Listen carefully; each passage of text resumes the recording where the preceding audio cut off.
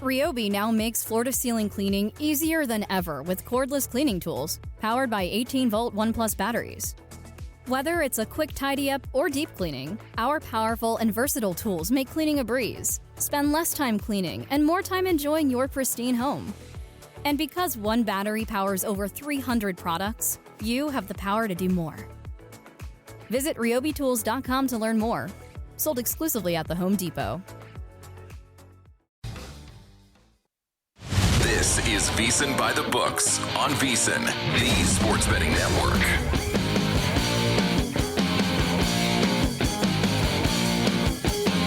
We begin a championship day edition of VSiN By The Books. Dave Ross here at Circus Sports, fabulous Las Vegas, Nevada. He's our closer, Jensen, who is back home in Cleveland, Ohio. Jensen, they're getting ready to tee it up as we begin the show today to begin the second major of the year at Quail Hollow in North Carolina. So the PGA Championship is upon us for the next 3 hours. It's going to be a lot of fun to watch that develop. I believe World 1, 2, and 3, Scotty, Rory, and Xander, are going to be going in about 90 minutes from now. So not only do we get our normal show that we have, but we got a major championship going on while we're live this morning.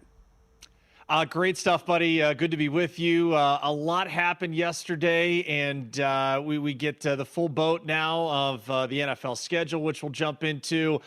This hockey postseason has been flair for the dramatic in many cases. We've had a handful of blowouts. We'll do a wellness check on Rachel Dory later in the show, and those Maple Leaf fans, we get some finality in the NBA playoffs here last couple of nights. So really a full tilt, full menu here to get through the next 3 hours. You mentioned Rachel. She's going to be on with us in hour number 3 north of the border there. And again, boy, it just feels like it's not that you lost. It's the manner you lost. Sky is falling in Toronto today. We'll get to Rachel about that. Mike Palm's going to join us in studio. I'll be very curious to see what the handle looks like here for the PGA Championship, where the liabilities lie here for the books. So we'll get to that. And then we're going to have Hoops Peterson and not just Hoops, but Baseball Peterson too. Greg's going to join us here in about 15 minutes to join us to break down Major League Baseball for the day as well. And you mentioned that schedule release. I'm kind of with Stormy Bonatoni. She alluded to this earlier in the day too. I don't want to say I'm over it, like but I wonder if it's starting to get that jump the shark feeling a little bit, that like the teams are they trying too hard, and the schedule releases out there in social media. It's creative, right? At least I think we applaud the creativity, Jensen, but I wonder if it's like, man, there's so many drips to it. Have they if they just waited and then it really did come out all in one day? I wonder if that would be a little bit more exciting. The benchmark remains the Tennessee Titans. If you didn't get a chance to see basically a pharmaceutical commercial that was made into a football schedule release, they still have the mantle as the best to do it. The Rams were pretty good. If they did the Minecraft one, I can't remember off the top of my head. And hey, some of you never got to see the Colts one because it was a bit risque. Oh yeah, how about that? In some ways, but I'm with Stormy too. We have 3 days of. I mean, we knew kind of the Eagles schedule. Yeah. By Tuesday morning, it was kind of just meh. All right, fine. Schedule release, great. All right. So hey, by the way, there is a stretch in December. We'll get into it. Stretch in December and January where if you have loved ones that don't like football, just tell them I'll talk to you next year. It's pretty remarkable between college and NFL schedules what that will look like. We know like the first Sunday night game, Bills and Ravens, that I think people are going to be really excited about. So there were some reveals yesterday that we did not know as we were discussing yesterday that we do know today. So we'll get to all of that as the show goes on. But we do begin with our highlights and headlines.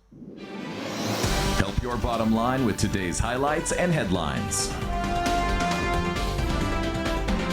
Jensen, this is something that I was alluding to yesterday, that if we felt like Boston could run it up a little bit on the Knicks and go, oh, well, maybe that 30-1, which is the number you could have gotten yesterday for the Celtics to somehow win the NBA championship. You might want to jump in on that. We just gave it out there, right? That if they dominated the Knicks, guess what? They dominated the Knicks yesterday in this matchup, so they stave off elimination. And just to see where their number has gone with that one win, it jumped from 30-1 to 17-1.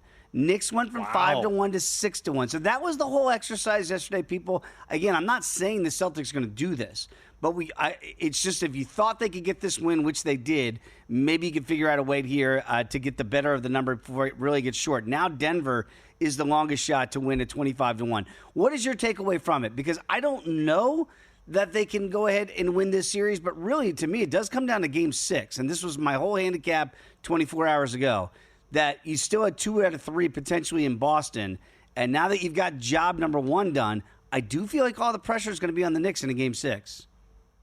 I would agree. And, you kind of saw how Boston had heart of a champion last night. And I didn't mind being a bit firm talking to Cavaliers Nation here in Cleveland. Like, put that game film on loop in the Cavalier locker room all summer long. You feel like it hurts.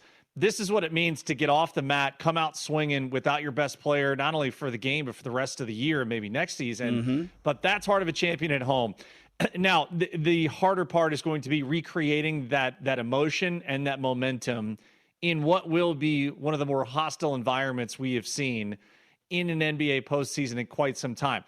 The numbers where they are right now, no play for me yet, Dave, but that 2.5, we thought, and I know we talked with Matty Humans as well, when he thought, hey, is that Celtics line a little fishy? Well, it never came into play, the spread. I wonder if this comes down to a final possession where you get that same fight, and that 2.5, if you get it now, like if that comes down a little bit, like it's a 1.5 maybe by the time we tip tomorrow. What do you think, Dave? Is it one of those feelings for you where Celtics know they got nothing else to lose at this point, and they back up off the mat, very UFC of them. They avoid submission and they're in the fight.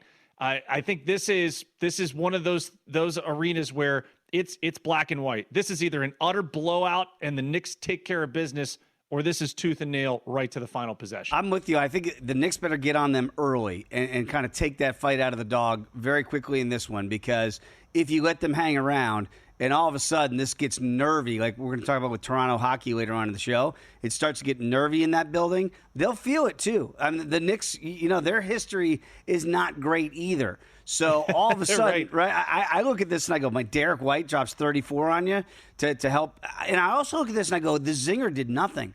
Kristaps Porzingis only played 12 minutes with 1 point. That's it. And you get an easy going away victory.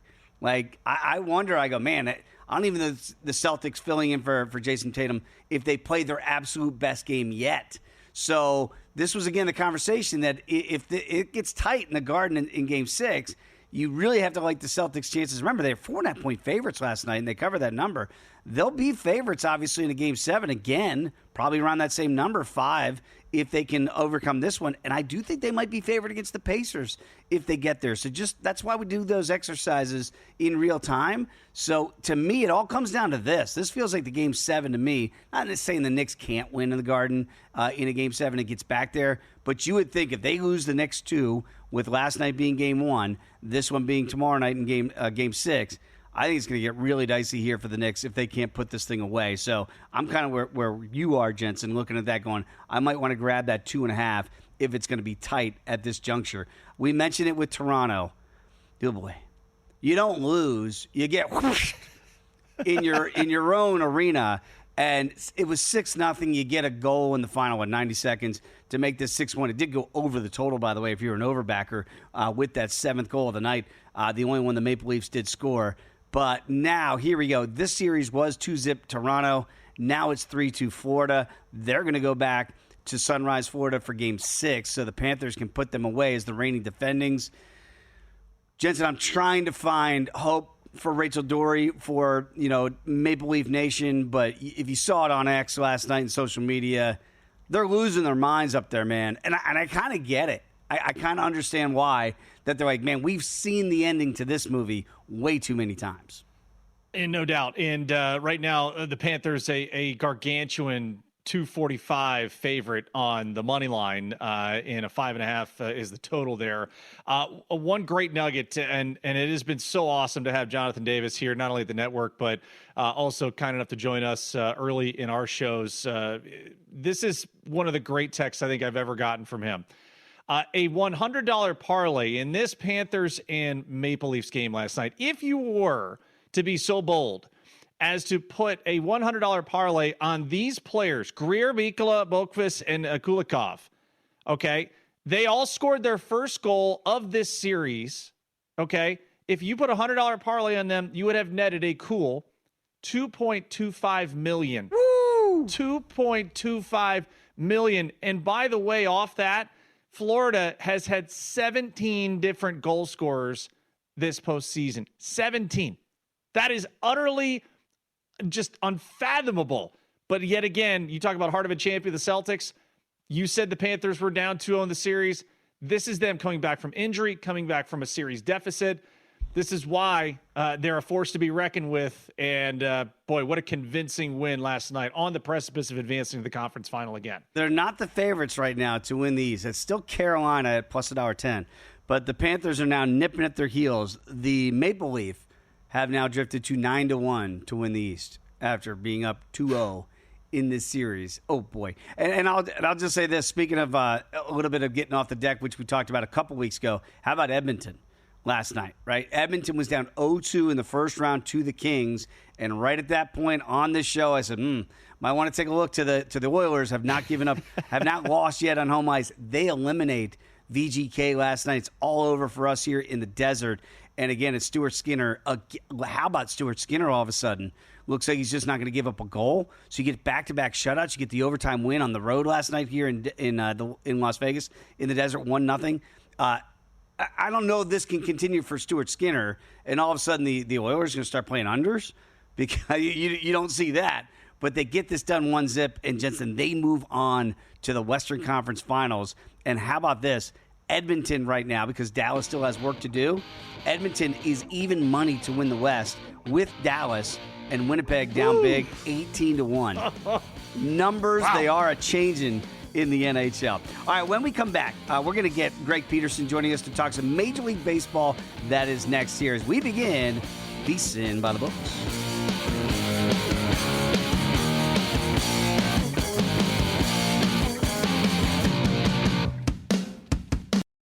Unplug your cleaning routine with the Ryobi 18-volt 1+ cordless cleaning lineup. From the soap-dispensing telescoping power scrubber to the advanced stick vacuum, Ryobi has a solution for every cleaning task. One battery powers over 300 products, giving you the power to do more. Exclusively at the Home Depot.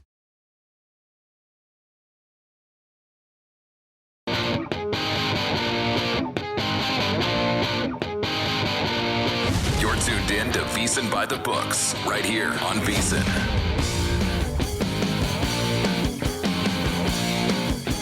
We are back, VSiN By The Books on this Thursday edition. Dave Ross and Jensen Lewis here with you. They have teed it off at the PGA Championship down there in Quail Hollow. We'll get you some live updates. I think Patrick Harrington, I think they put all the Euros out there early here. Luke Donald, the European Ryder Cup captain and former champion of the PGA, Marty Keimer. So they got a lot of those Euros off and running today. So we'll see if there's any rabbits out there early for first round leader and beyond. Always love catching up with our guy, Greg Peterson. Does a great job here on the network. You can follow him as I do on X at @GUnit_81. Again, when do you just stay up all night, G-Unit? You just stay up with us here at 4:15 on the West Coast? Hey, Dave, you know what? Money doesn't sleep, so neither does this guy. So, you know what? We just go through it. We're looking at the betting board, and we're trying to determine, all right, this money that doesn't sleep, how do I obtain more of it? I love it. They're playing golf out there in the East Coast. Greg's up here handicapping baseball on the West. Let's talk about it, my friend. Back on the East Coast, you're going to have the Nats and the Braves today. Might we get some runs in this one today? I'm thinking so. Take a shot on the over because you do have a guy in A.J. Smith-Schwaber that, well, his ERA is below 3, young gun guy, below the age of 23 years old. Walks are a little bit testy with him. He's been giving up a little bit north of 4 walks per night in innings, and you do have to wonder, going up against a Washington Nationals team that has had James Wood swinging some really good wood, as a matter of fact, 11 home runs, having other guys like Nathaniel Lowe and company, if he's going to give up some runs. And for Trevor Williams, he was really good last year, but I felt like that was just a mirage. He's been posting up an ERA that's well north of 5. He just gives up a lot of general contact in general, and the Atlanta Braves, they've been a different offensive team when they've been at home rather than away from home, with having some of these guys like Austin Riley and company being able to lock in. Alex Verdugo has been exactly what that offense needed. And here's the kicker with Washington Nationals. dead last in the league in terms of bullpen ERA, north of a 6.8 bullpen ERA. Everyone just giving up runs in that Nationals bullpen. I think that gives you an over, and I think that you've got a little bit of value here if you're looking at the money line, the Washington Nationals, just because I do think the things straighten out a little bit with Trevor Williams, just because you're getting that big of a plus number, but do think that you get a plentiful amount of runs. I'm in on the over. Yeah, anxious to see what happens there. And shameless plug, the Nats and Braves will be part of the Daily Diamond here later in this program. The team that will not be part of it has been a bane of our existence here, Greg, between me and Dave. We can go ahead and make that Reds most wins in May ticket a very nice, expensive coaster. But today, do they get back on the right side? Can they finally solve the lowly White Sox here today? Well, Bryce Wilson is going for the Chicago White Sox, and our good friend Bryce has not been good. 4.85 ERA, fielding independent, a point higher than that. He's getting less than 6 strikeouts per 9 innings, 3.5 walks per 9, and wouldn't it be just Reds fashion if they blow this one? But last time I was out with you guys, I did give out the Reds, and the Reds did get the jump. So, Bryce, we're going to give a little bit of good magic and a little bit of good juju to a Reds team. I mean, they've had TJ Friedel and Gavin Lux be able to move the line. You've got a relatively solid bullpen, and the Chicago White Sox bullpen has been a little bit better this year, but nobody's hitting on this team, especially with now Andrew Benintendi being on the injured list. Luis Robert has been just so rough along with Andrew Vaughn, and I'm a believer in this. I don't know if it's just me, but when you've got a really, really bad team, when you have good players on a bad team, sometimes the stink just rubs off onto those good players, and Andrew Vaughn, Andrew Benintendi, both hitting below 200, it has been dismal for them over the last 2 seasons, and do think that the Reds are able to cash in on Wilson and company. I did take a shot here on the Cincinnati Reds. Run line, I was willing to go up to about a minus 125, and in terms of total, pretty much seeing 9 across the board, and I'd be willing to take that over. I just think that they get to a guy in Bryce Wilson that gives you no swings and misses whatsoever. Okay, Greg, just walk me off the ledge with this team, though, because as Jensen alluded to it, you know how people say, like, I'm not mad, I'm just disappointed? I'm mad. I'm actually mad at the Reds, okay, what's happened here in the last couple of days, in this month in particular. What's wrong with this team? Why can't they score runs, Greg? Like, when you break them down and you look at them, I look at the lineup, and Jensen and I have talked about it, and I go, they should be able to score runs, but when you're getting 1 run a night or 2 runs last night against the White Sox, you can't generate offense against this team. Is this a bigger concern 4 games under at this juncture? Are my Reds dead for my season-long tickets? It's just a really hit or miss team, because if you recall back in the month of April, there was like that 3-game stretch where they lost every single game by a count of 1-0. Yep. And I think that with the Reds, the biggest thing with them is that their numbers are warped. And this is something that you want to take a look at with a smaller sample size by like 1 or 2 massive performances. Like when you go back to the beginning part of the season, you remember that Yankees versus Brewers game. The Brewers bullpen is still suffering because of it. They've pitched much better than what their numbers would indicate because of that massive, shall we say, first series of the season. And when the Cincinnati Reds put 24 runs up on the board from the Baltimore Orioles, that's a number that, once again, causes them to look much better on offense than what they do. And you have to take those numbers where they score like 15-plus runs, 20-plus runs, and you need to essentially throw them out. If you remember in school, mean, median, and mode, you need to be practicing that right now in Major League Baseball, because some of these outliers really does make these teams look better or worse than what they truly are. All right, if you start dropping some calculus on me here, then we'll go full Vanderbilt mode on you. Oh, no, I didn't get that far. What we will get potentially lots of free air conditioning deep in the heart of Texas. Really a scintillating pitching matchup. We get the Astros and the Rangers. We get Hunter Brown and Jacob deGrom going head-to-head. Also, this game will be part of our Daily Diamond today, Greg. Size it up for us, your handicap on this matchup. Absolutely. I'm taking a look at the under. These are 2 good pitchers. Why bank on either of these teams scoring too many runs when they've been so disappointing? Astros are starting to find it. They're getting back to being league average in terms of runs per game, but Jose Altuve hasn't been the same guy. Yordan Alvarez is right now on the injury list. Yenier Diaz can't move the line to save his life. And with the Texas Rangers, bottom 3 team in the big leagues going to yesterday in terms of runs per game. Antonio Senzatella helped them out a little bit more, but Antonio Senzatella has been more useless than a pitching machine out there on the mound. So that's not been great, to say the least. And for this Texas Rangers bunch, having Jacob deGrom look like peak deGrom. 6 runs allowed over the course of his last 5 starts. The swings and misses are coming back to him. It's big, and if I had to give out the Cy Young Award in the American League, if it's not going to Hunter Brown, he is at the very minimum in the top 3. This guy has allowed a grand total of 4 runs over the last 6 games. He's getting 10.5 strikeouts. He's not walking a soul. And throughout his career, he's actually got a lower ERA rather than at home. I think that this is going to be a tremendous pitching matchup. By the way, Astros top 6 team in the big leagues in terms of bullpen ERA as well. Think that you get a slog here. I like the under between the Astros and the Rangers. It's so cool to see Jacob deGrom looking like Jacob deGrom again. It would be cooler if he was still playing for the New York Metropolitans.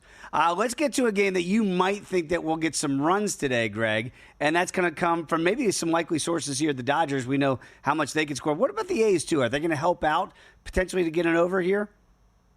Oh, I think so, and it looks like it's going to be Matt Sauer, who's most likely going to be starting sort of a bullpen game for the LA Dodgers, and the LA Dodgers bullpen has not been bad. It's not been amazing. It's been about league average. They've experienced quite a few injuries, as right now you've got Blake Trinan on the injured list. Brusdar Graterol has been out all season long, so it's been a little bit testy there, but Oswaldo Bido is a guy that has been giving up a lot of runs. 4.75 ERA, fielding a pen that's full point higher, and you know, it's not good if you're giving up a lot of contact. Going up against the Los Angeles Dodgers when you've got Shohei Ohtani who's giving you a double-figure amount of homers, Teoscar Hernandez is sitting above a 300. You just go down the list, and even with Michael Conforto being as bad as he has, it has been stunning the way that this guy has just not been able to get on base for his team. Max Muncy has left something to be desired. You saw these guys being able to step up, and Andy Paz has really been under the radar for the LA Dodgers. Additionally, it is an A's bullpen that they're in the bottom 6 of the big leagues in terms of bullpen ERA. You've got a lot of guys out there like Noah Murdoch and company. They're just not giving you good innings whatsoever. I think that the Dodgers are going to be able to get to the A's in this ordeal right now at a lot of places, because there's quite a few places that have yet to post up a number on this one, because the Dodgers, it's a little bit TBD as to what we're going to be getting on that front. If you can find even money or better, I think that you've got a solid run line on the LA Dodgers, and I like that 9.5 over. Greg, got about 30 seconds, buddy. Is this the time of year where you start to look at some futures now that we get about 40-plus games in, kind of get an idea of where certain teams are? Any handicapping for you in that market going forward? There's a little bit more futures, and I think that now if you're looking at the Cy Young Award market, if you take a look at the advance numbers on these guys, that's where you can really find the value. I'm a little bit less of a team-to-team guy. I'm a little bit more on the individual front. Like this time 2 years ago, if you bet Blake Snell to be able to win the Cy Young Award, you know exactly what I'm putting down right here. So don't think that these awards are necessarily a done deal. And Aaron Judge, minus 2,000 to win AL MVP. It would take injury, but there's a more than 5% chance that he goes out for the season at some point as well. So those are the sorts of things that I take a look at. Greg, you're the best. I just want to make sure, are you and JVT on speaking terms after he tweeted something about Texas Roadhouse? Are you guys okay? Oh, God. I have not received a text from him quite yet, and he's got some big-time explaining to do. To disrespect the Texas Roadhouse of everything like that, blasphemous. Just absolutely blasphemous. I knew you were going to have an opinion. We don't want to have any inter-VSiN injuries here going on between Greg. It is earned in this case. Check him out. Give him a follow on X. He's a great follow as well, along with JVT. They're both fantastic follows. Also, you got to check out Edge Boost. If you haven't done so already, 100% approval for all your betting deposits. Sign up today, edgeboost.bet. Use the promo code BOOK, the title of this show. Deposit $25. Edge Boost going to match that deposit. That's edgeboost.bet. We're back in a moment.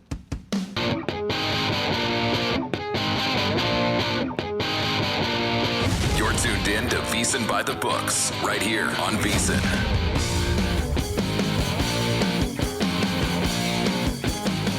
We are back, VSiN By The Books. Great conversation with Greg Peterson. The man never sleeps, and he loves his Texas Roadhouse. He does. It's where, if you follow him on X as I do, he likes to put it out there for the people. That's home for him. So I hope that he and JVT can finally see eye to eye on this issue.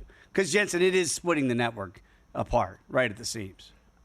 Well, I mean, if you got them both, we were saying tail the tape. What would we line that fight at if they had to get into the octagon? I think not JVT, sure Dana would sanction that, but it'd be funny. Yeah, JVT's going to be the favorite, but we know that Greg's got great cardio, amazing cardio. So we're going to look to the over. We're going to play an over if we can get that there. By the way, they are underway so far, and I thought I saw that Patty Harrington had gotten off to one under par start, but that is gone. Right now, nobody is under par. It is very early, first couple holes, but we're seeing Luke Donald. Ryan Fox. Foxy got one Ryan for Fox you. just birdied. Okay, yes. So Foxy, we got the New Zealander at 1 under, so we do have one rabbit out there so far. Patty and Luke Donald, Marty Keimer. Marty's 1 over par to begin, former champion, of course, of the PGA. So we'll keep our eyes on that just to see what the scores look like. But Foxy 1 under through 1. And remember, this is a big ballpark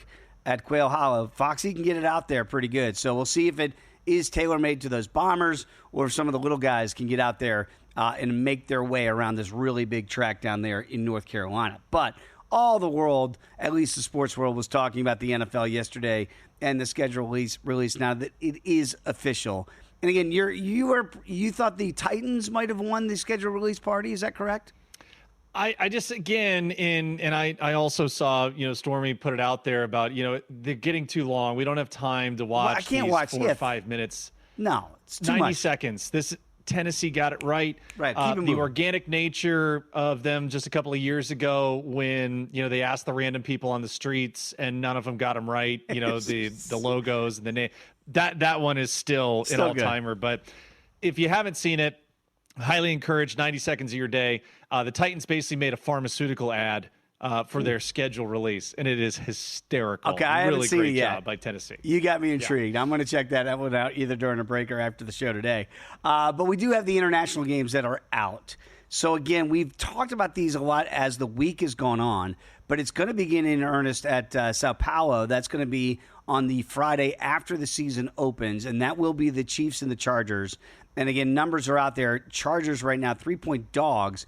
And I do believe that this is a home game for the Chargers. So that feels like a rather big advantage. I mean, look, no disrespect to L.A., Jensen, but for a divisional game, the fact that it counts as a road game for the Chiefs, this is clearly a neutral field, advantage Kansas City, right? I would think that this is a spot where I'd love to back the Chargers, and we are months away from it, but I do feel we're going to get some regression in ways maybe we did not anticipate for the Chiefs. And again, this is early. This is without training camp. Sure. This is without preseason injuries, all that. Again, just looking at on the surface here, Kansas City is in that 7 primetime games that get the most, and no shock there. But again, and I'm glad we have the holiday games up because I think this is so paramount. It's the first thing I thought of. I told you I was thinking Circa Survivor yesterday. The holiday schedule, because of how Circa does it. Thanksgiving is 1 week, Christmas is 1 week, and you have 3 teams that are playing in Thanksgiving and on Christmas. So, Dave, on first glance, none of those games are actionable right now from a Survivor standpoint as we sit here today. Like, who are you picking there? The one would be, ironically, we bring up the Chiefs at home against the Broncos. You're not comfortable with that now on paper. No. Now, we'll wait and see what happens when we get there at the end of December. But as it stands right now, first of all, job well done by the NFL, because that Thursday night game, Bengals-Ravens, could be a behemoth back and forth. But I also love that we have the division rivalries for the Christmas games. I love that aspect because you and I both know how critical those division games are down the stretch, and especially in the last 4 to 5 weeks of the regular season. So job well done on the holiday fronts.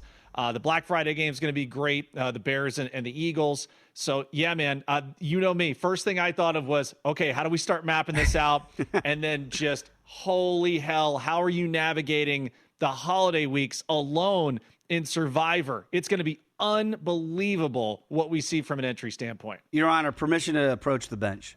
I would like to redirect my initial question. I think I didn't. What I was getting at is I appreciate that you're leaning towards the Chargers in that game, but what I meant was they're the only team, the Chiefs, that will have to. They get a neutral game as a road divisional matchup.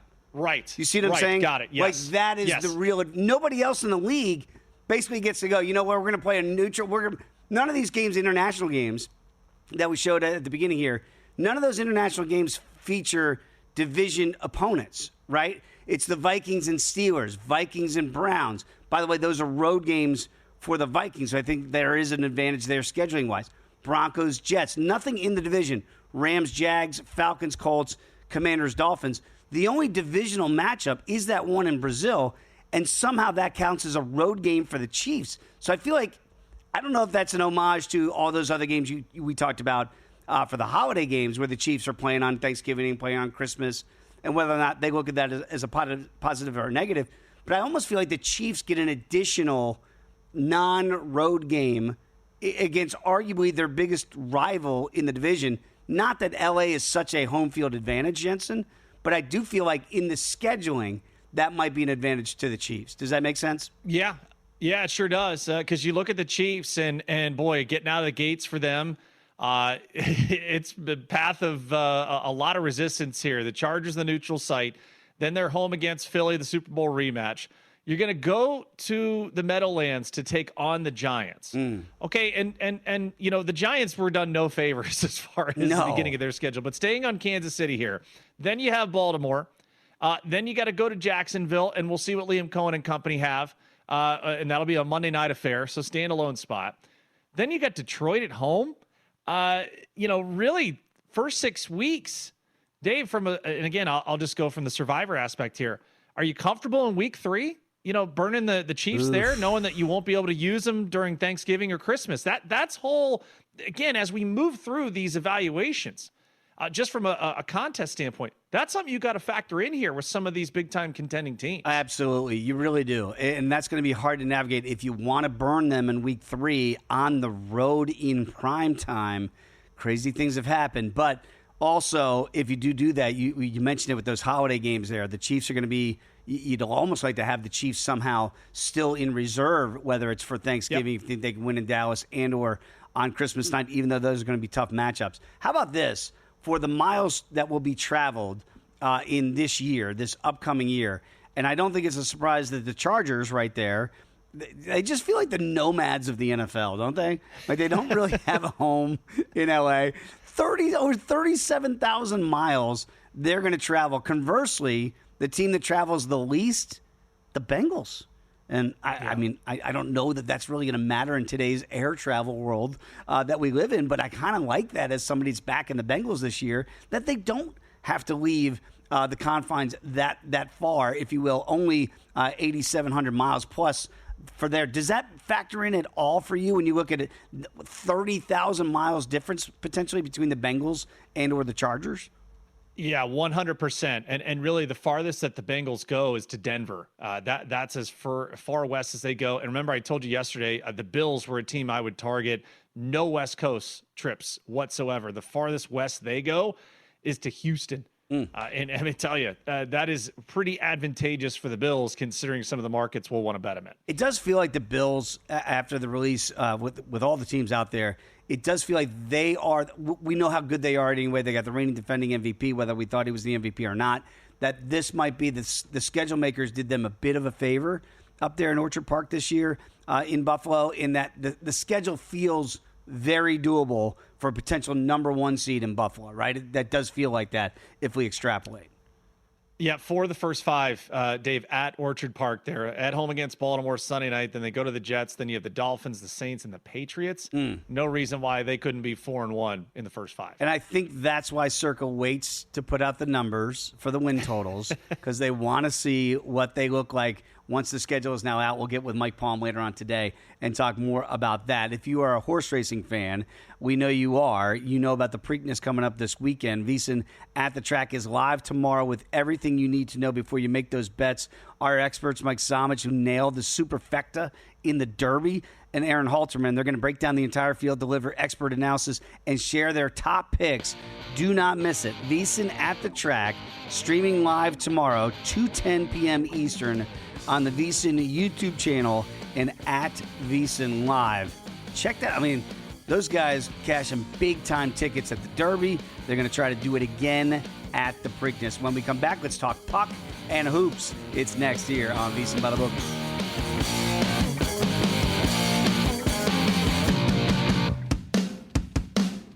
Unplug your cleaning routine with the Ryobi 18-volt 1 Plus cordless cleaning lineup. Our powerful and versatile tools make cleaning a breeze. One battery powers over 300 products, giving you the power to do more. Visit ryobitools.com to learn more, exclusively at the Home Depot.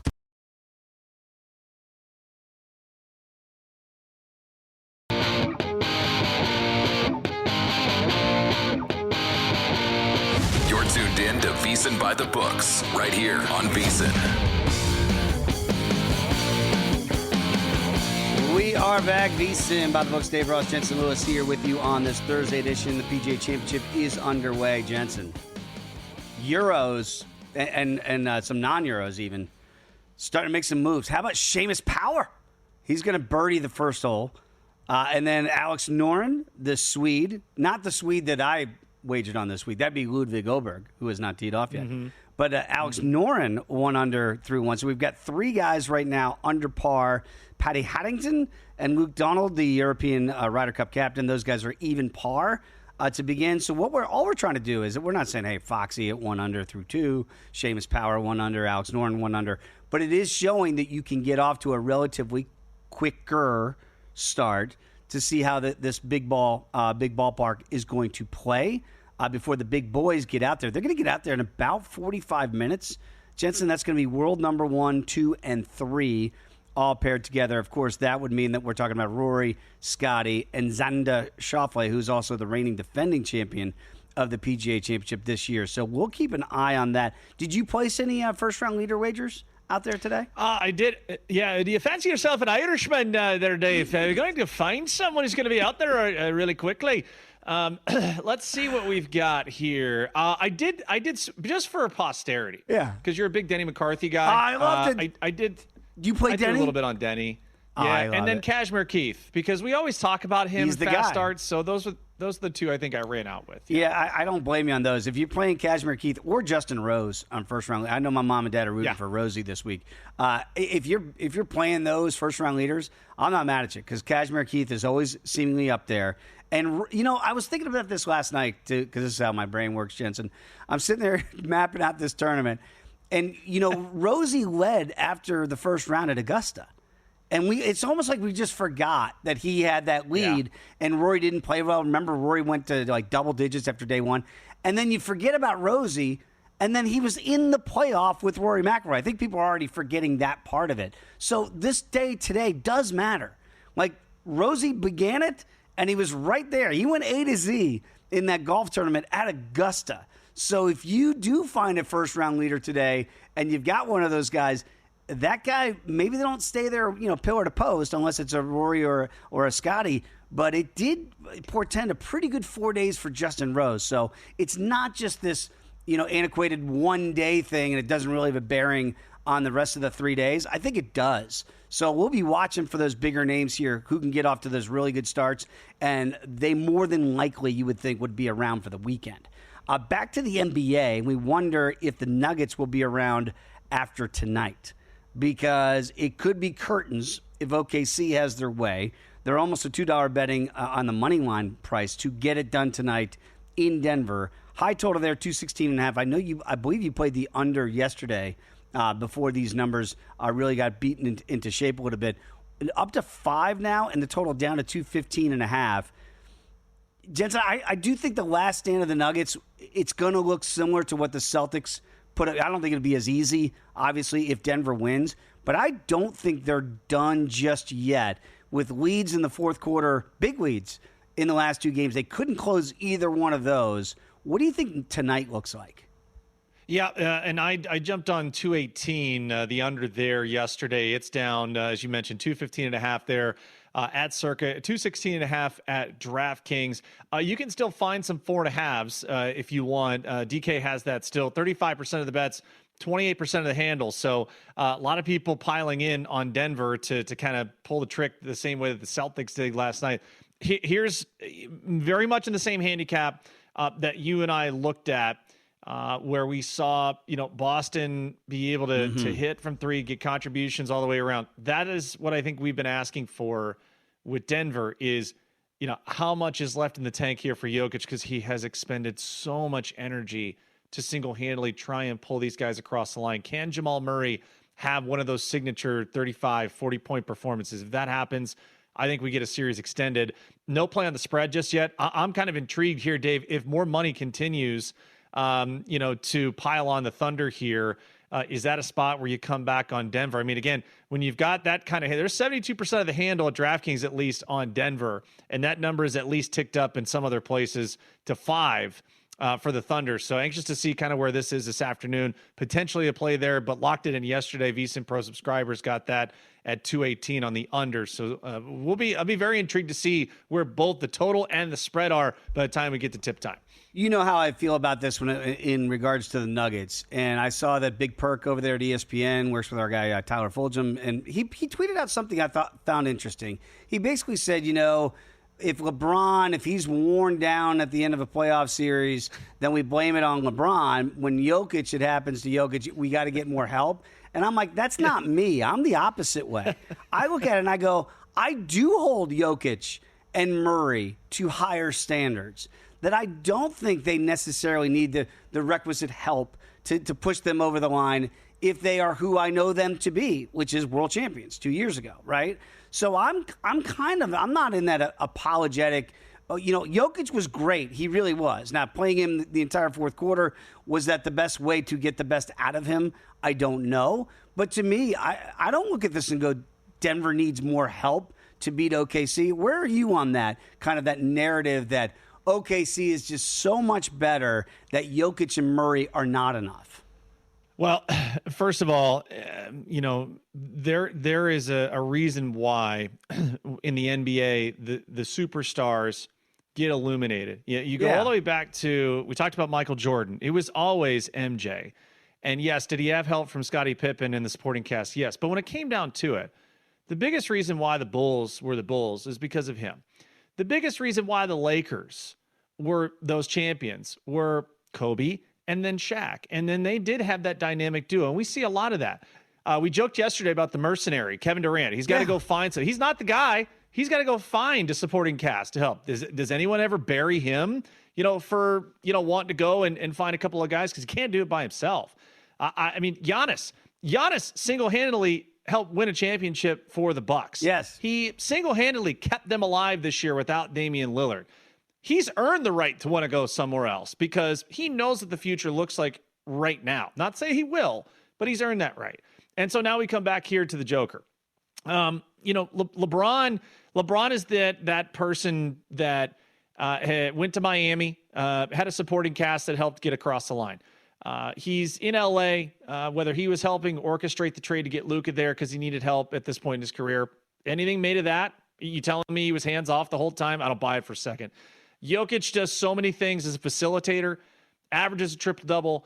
Like, the guy helps everyone around him. Mm-hmm. Take him away, then the Nuggets are nothing. Take Shai Gilgeous-Alexander away from the Thunder, Thunder is still okay. Thunder's still pretty good. So I think it kind of answers the question there to Kendrick Perkins. I'm like, no, I think without Jokic, the Nuggets need more help than any other team perhaps left in this postseason. Yeah, I just found it an odd comp that somehow we had to get LeBron into that conversation. Like, I just didn't understand why that would be because shocker, right? It just always somehow comes back to the team and the guy that's not in it anymore as some sort of comparison with Jokic. I just look at it and I go, guy's been absolutely fantastic, but I think he's great enough and good enough with Murray to still make this potentially a 7-game series and go back to OKC for Game 7. So if you made me wager today, which I do not have a wager on, I'd look to that money line price here, especially if the money and the number keeps going up on OKC. I might look to the Nuggets here, kind of like the C's last night, and get that last stand. How about the Hurricanes and the Caps tonight? Last stand for Alexander Ovechkin in the Grade 8 in D.C. We'll get with Rachel Dory in hour number 3 as well. Caps on the money line price here, plus $1.45 at home to stave off elimination. Jensen, it's been such a great story in D.C. All year long with Ovi, what he did in the regular season, become the all-time goal scorer leader here, passing Wayne Gretzky. But does it end tonight in D.C. or kind of like the Nuggets when you got the Grade 8, like you got Jokic, plus $1.50, maybe you think they can extend this one more game? Yeah, I think they could, Dave. And honestly, as you look at where this money line price was, the open was 145. In some places now up to 150. But as I see some of the numbers here, again, no play just yet. I'll be watching this one a little bit further. But right now, 44% of the money. I'm sorry, 44% of the bets, 68% of the money on the Capitals there at plus 142. Stranger things have happened here, man. So that would be the lean for me. But, man, Carolina, I said it to you in the first round.